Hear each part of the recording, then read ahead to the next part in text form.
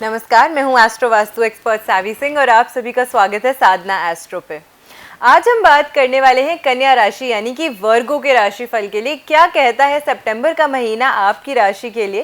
Planet की जो position है, प्लैनेट के जो ट्रांजिट है, वो आपकी लाइफ को एज एन इंडिविजुअल किस तरीके से इम्पैक्ट करने वाले हैं, चाहे वो आपकी प्रोफेशनल लाइफ हो, आपके फाइनेंसेस हो, आपकी हेल्थ हो या फिर आपके पर्सनल रिलेशनशिप्स हो। हर चीज़ को इन डिटेल हम कवर करने वाले हैं और इसी के साथ हम आपको पहले से ही सतर्क कर देते हैं कि अगर कोई चैलेंजेस का सामना आपको इस समय के दौरान करना पड़ रहा है because of the planetary movement, तो ऐसे में कौन से उपाय हैं जो आपको कर लेने चाहिए ताकि आप अपने आने वाले समय को और ज़्यादा बेहतर बनाएं, तो वो भी हम आपको पूरी तरीके से गाइड करने का प्रयास करते हैं। वर्गो यानी कि कन्या राशि की अगर हम बात करते हैं तो आपकी राशि, आपकी जो कुंडली बनती है उसके अनुसार आपकी कुंडली के 12वें भाव में सूर्य बुध एक साथ प्लेस्ड है। सूर्य बुध जब भी एक साथ आ जाते हैं और डिग्री वाइज अगर मजबूत होते हैं तो वो एक अच्छा शुभ सूर्य बुध का राजयोग बनाते हैं जिसे बुध आदित्य योग कहते हैं।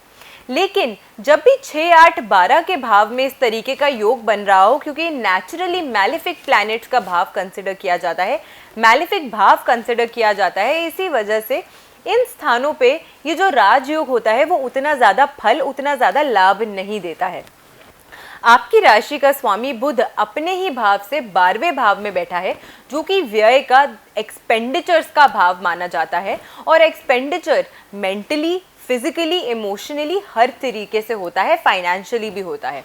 तो इसी वजह से सबसे पहले हम ये देख सकते हैं कि अगर हम आपकी प्रोफेशनल लाइफ की बात करते हैं तो वहाँ पे 6ठे भाव में शनि आपके रेट्रो हो रहे हैं। शनि अभी अपनी मूल त्रिकोण राशि कुंभ राशि में प्लेस्ड है लेकिन रेट्रो मूवमेंट कर रहे हैं, तो इस वजह से कहीं ना कहीं आपको दिक्कतों का सामना अपनी नौकरी पेशे में करना पड़ सकता है। उसकी वजह से कुछ ना कुछ उतार चढ़ाव की जो परिस्थितियां हैं वो बनी रह सकती हैं।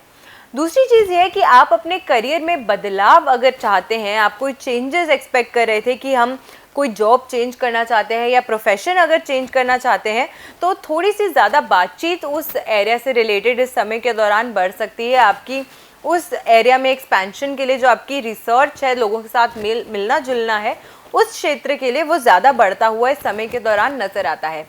प्रमोशन का अगर लंबे समय से इंतज़ार कर रहे थे तो थोड़ा सा इंतज़ार अभी भी और करना पड़ सकता है आपको। इंतज़ार अभी आपका ख़त्म नहीं हुआ है इस डिपार्टमेंट में, तो प्रमोशन के लिए आपको और ज़्यादा वेट और ज़्यादा धैर्य जो है वो बनाए रखना पड़ेगा। फाइनेंशियल एस्पेक्ट की अगर हम बात करते हैं कि पैसों के मामले में किस तरीके का रहने वाला है आपके लिए सितंबर का महीना।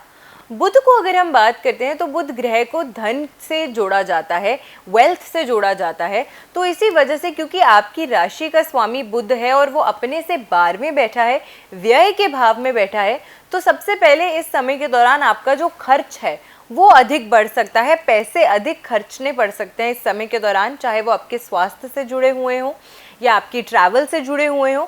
किसी न किसी एस्पेक्ट की वजह से आपका इस समय के दौरान जो खर्चा है वो बढ़ सकता है और जो सेविंग्स हैं वो घट सकती हैं।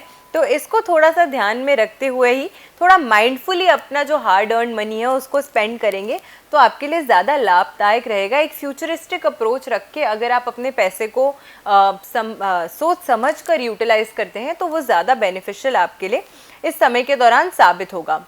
बुध की अगर हम बात करते हैं तो शनि भी डायरेक्टली उसको दृष्टि दे रहा है इस समय के दौरान। तो इस वजह से अगर लोगों को पैसा आपने उधार दिया है या पैसा उधार देने की सोच रहे हैं तो हो सकता है कि वो पैसा वापसी आने में आपको काफ़ी ज़्यादा समस्याओं का सामना करना पड़ सके। तो पैसा अगर किसी को लेंड कर रहे हैं तो इस चीज़ को दिमाग में रख के लेंड कीजिएगा कि हो सकता है कि काफ़ी लंबे समय तक ये जो पैसा है वो आपको दोबारा वापसी ना मिले या हो सकता है कि वो पैसा वापसी कभी आए ही ना।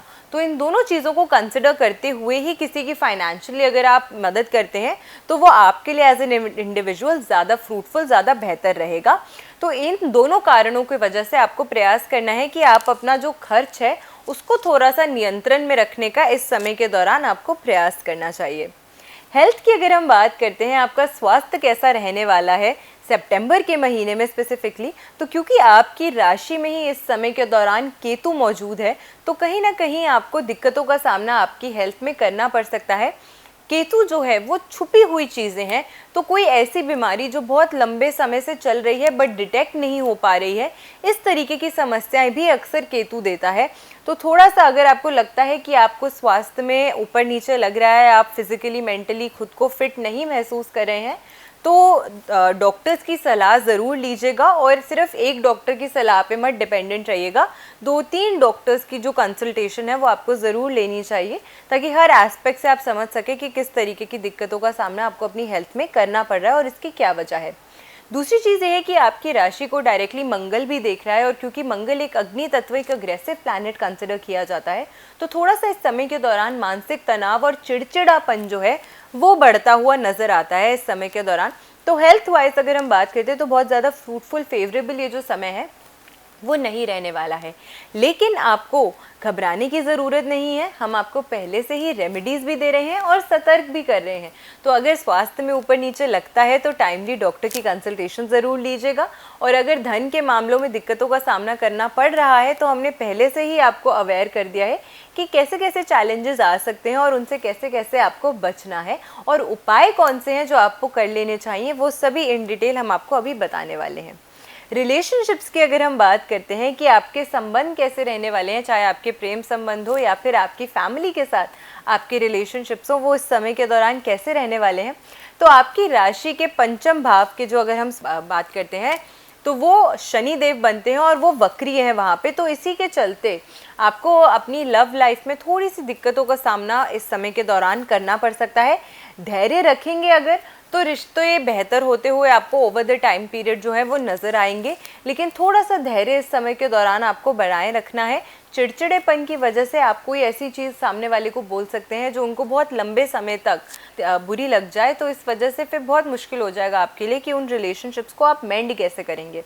तो थोड़ा सा माइंडफुल रह के, थोड़ा सा कॉशियस रह के अपने शब्दों का चयन करेंगे, चुनाव करेंगे, अपने एक्शंस के प्रति थोड़े से ज़्यादा फोकस रहेंगे, थोड़े से ज़्यादा सोच समझ के अगर निर्णय लेंगे तो आपके लिए ज़्यादा बेहतर रहेगा।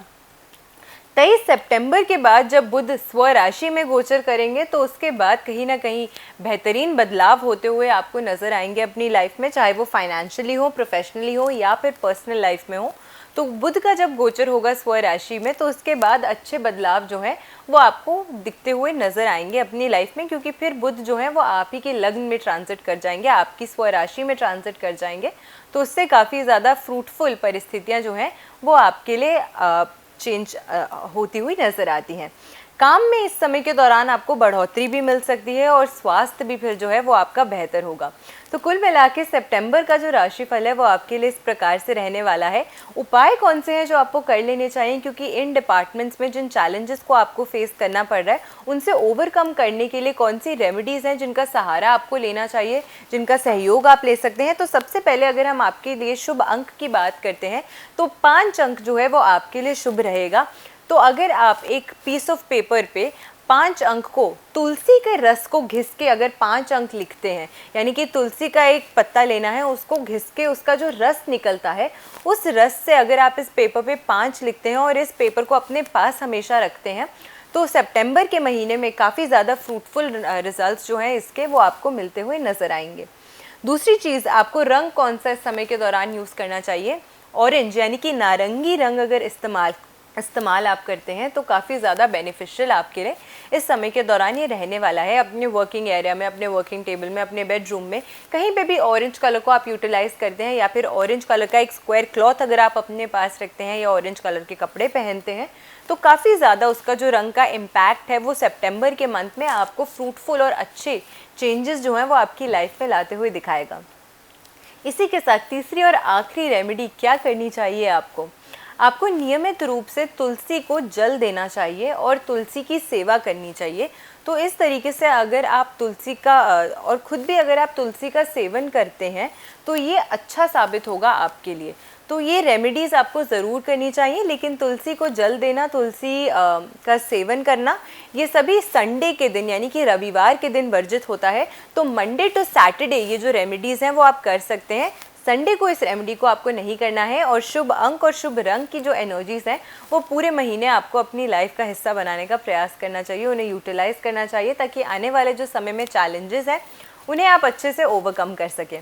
तो आशा करती हूँ आपको आज की वीडियो अच्छी लगी होगी। अगर वीडियो अच्छी लगी होगी, इन्फॉर्मेशनल लगी होगी, तो ज़्यादा से ज़्यादा लोगों तक वीडियो को ज़रूर शेयर कीजिएगा, ताकि वो भी जान सके कि उनके लिए किस तरीके के चेंजेस और किस तरीके के चैलेंजेस लेकर आ रहा है सितंबर का महीना, और कौन से उपाय उन्हें कर लेने चाहिए ताकि उनके लिए जो महीना है वो और ज़्यादा फ्रूटफुल हो जाए। ऐसी बेनिफिशियल वीडियोस के साथ फिर से लौट कर आऊँगी इसी चैनल पे। मैं हूँ सावी सिंह, एस्ट्रो वास्तु एक्सपर्ट। आशा करती हूँ आपका दिन शुभ रहे। नमस्कार।